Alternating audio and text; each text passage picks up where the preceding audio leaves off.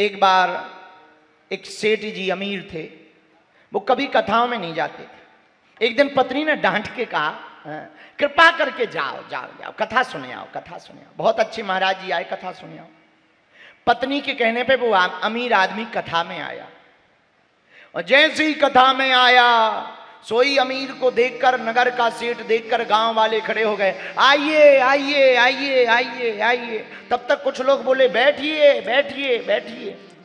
आ गया, बैठ गया, और जैसे ही ये कथा में बैठा, इसको नींद आ गई। और पापियों को नींद आती ही है। भगवान की कथा में नींद पता है क्यों आती? भीतर जो पाप बैठे रहते हैं वो सोचते हैं कहीं अगर इसने पूरी कथा सुन ली तो हमें हाउस खाली करना पड़ेगा, तो भगवान की भक्ति बैठ जाएगी। इसलिए पापियों को नींद आती ही आती है। वह बैठा अमीर आदमी, जैसे ही बैठा सो गया। कथा पूरी हुई तो बगल वालों ने धक्का दिया, उठो हो गई, जाइए। घर आया, पत्नी ने पूछा कथा में गए थे? हाँ। महाराज जी ने क्या सुनाया?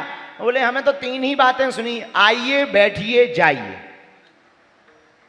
हमें तो 3 ही बातें सुनने मिली, आइए बैठिए और जाइए।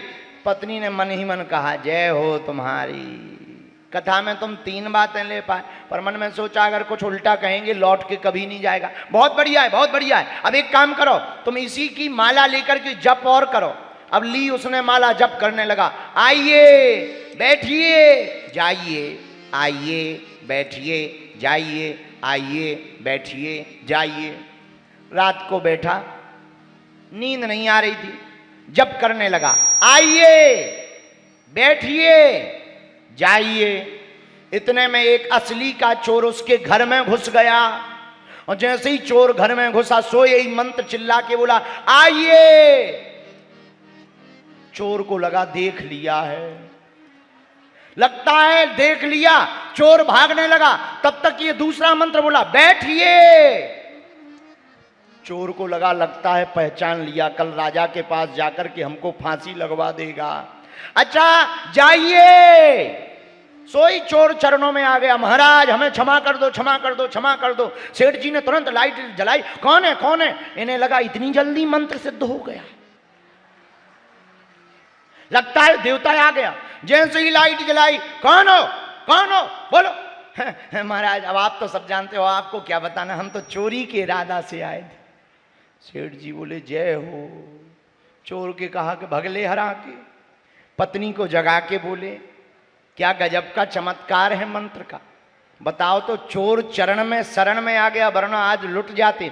पत्नी ने भी गजब का जवाब दिया, बोले महाराज आपके व्यर्थ के 3 शब्द, आप पूरी कथा नहीं सुन पाए पर 3 शब्द सुन पाए, आइए बैठिए और जाइए। जब व्यर्थ के 3 शब्दों से यह नकली चोर आपके चरण में आ सकता है, अगर प्रभु की कथा को जीवन में उतार लोगे तो काम क्रोध रूपी चोर भी तुम्हारे जीवन में जा सकते हैं, वो भी चरण में आकर के जा सकते हैं।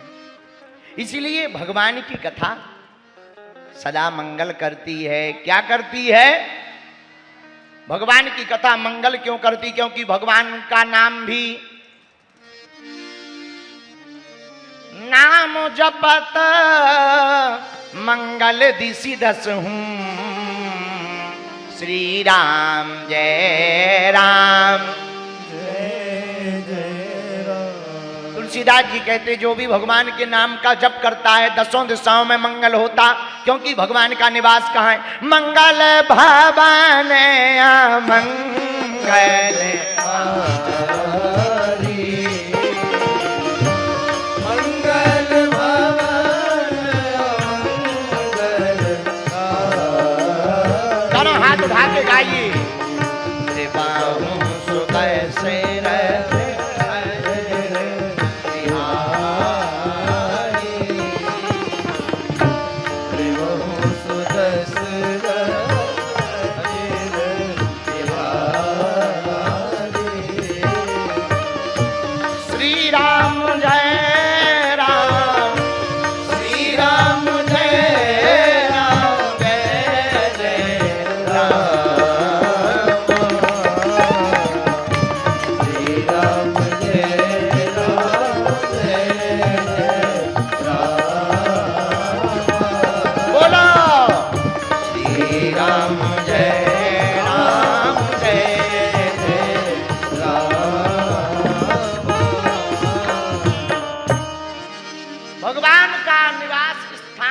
मंगल भवन अमंगल।